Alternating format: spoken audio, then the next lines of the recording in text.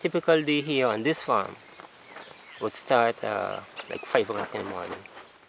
Yeah, I came from a farming family. I mean, we were born farmers, and then we acquire other knowledges. Hydroponic was never exposed to us before. The whole thing really got started from the partners farmer to farmer program. That's how it really got started. Because had it not been for them, we would not have been knowledgeable about it.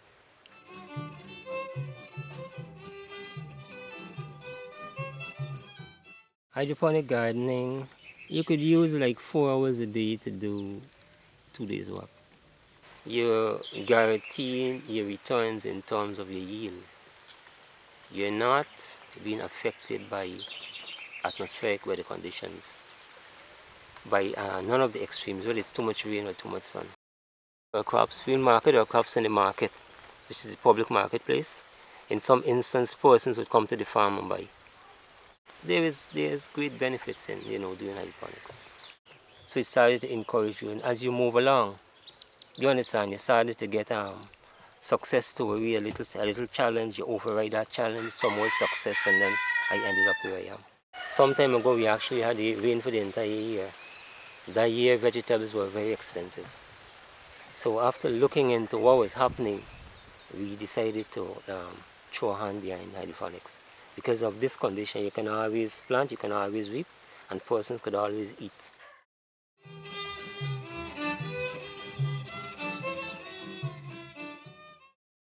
We had challenges in terms of insect infestation. During the dry months, a lot of white flies develop, and so we had to end up using neem. The last set of volunteers that came brought us some information of a lifetime, because what they brought for us is a chart, and they show you the different categories of insecticide. So after looking at the chart, one would be able to identify the different groups of insecticide and the duration of time that you have to use it after spraying it. If it's 21 days or so many days, you have that at the back of your head. So it did work.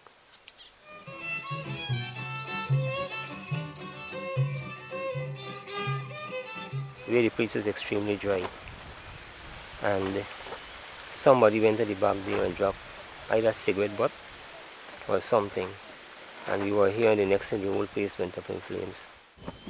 Because after the fire, we had to remove the shrubs, then you had to plow, mark the soil, allow it to dry, plow it again, then bank it off and plant. That was one of the challenges. And then we decided that regardless what the weather is like onto, we would maintain drains with a certain amount of water inside.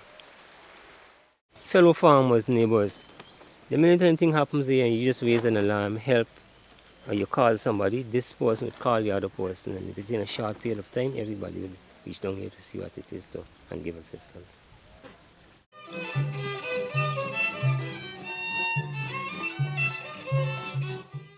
The co-op was formed in 1982.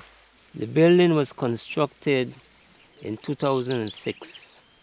It started with a grant from the European Union. But as you're aware that when you apply for assistance in those areas, they would ask with which other group you have relationship, you're working with, and so on. And we had to mention the Partners Farmer to Farmer program. In terms of help, each one of us would have to make a certain contribution, and then the co-op would have that service done. So whether it's drainage, whether it's weeding, whether it's cleaning, everybody is involved. I should say thanks to the Farmer to Farmer program. On a personal level, I definitely would have to say thanks, because I am one of the persons who really benefited, and I implement what was extended to me.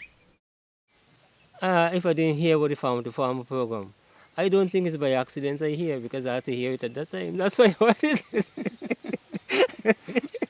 I mean, some things are predestined, you know, and I don't think it's by accident. I mean, it had to come here and I had to hear it, so that's all.